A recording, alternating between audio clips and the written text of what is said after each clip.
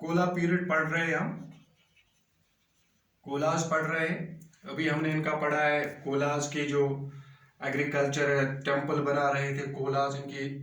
इनका जो एग्रीकल्चर था वो काफ़ी डेवलप्ड था, खासकर राजा राजा।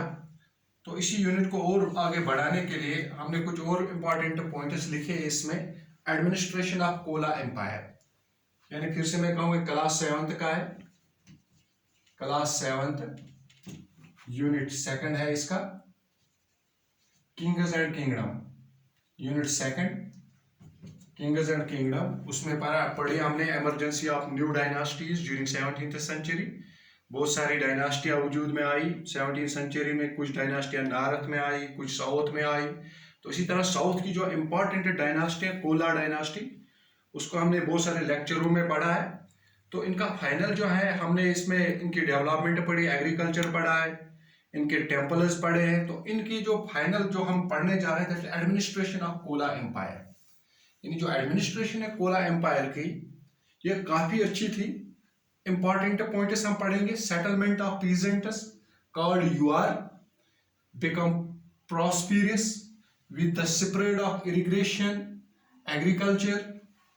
यानी जो सेटलमेंट ऑफ पीजेंट, जो पीजेंट के अक्सर मसाइल होते हैं, जब सेटलमेंट ऑफ पीजेंट्स उस टाइम में पीजेंटों का सेटलमेंट हो, अच्छे तरीके से पीजेंट सेटलमेंट हो। Irrigation facilities were provided, moisture for land were provided, moisture irrigation, as in early lecture we have said that the Kavari river that was being channelized through different streams in order to irrigate the agriculture land. Settlement of peasants हुई, peasant become prosperous with the spread of irrigation, irrigation पे काफी जोर दिया था उन्होंने, and agriculture. So in this way the rich landowners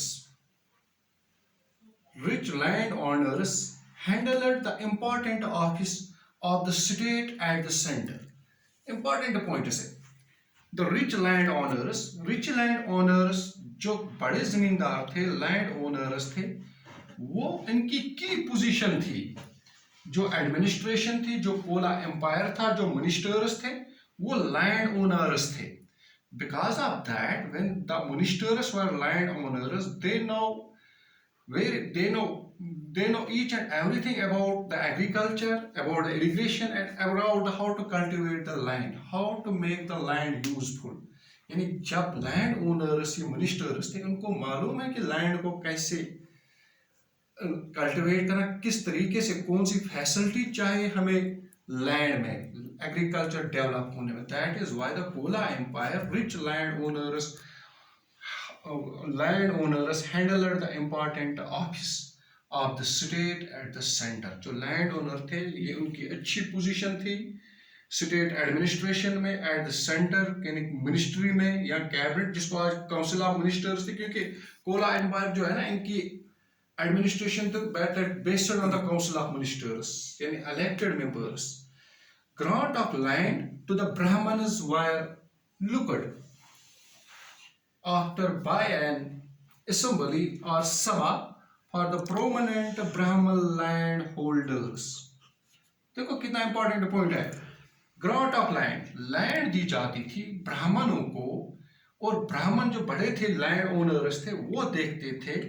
after by N assembly, land उसको दी जाती थी जब असेंबली और सभा ऑफ प्रोमिनेंट ब्राह्मण लैंड होल्डर्स, यानी लैंड डिस्ट्रीब्यूट की जाती थी।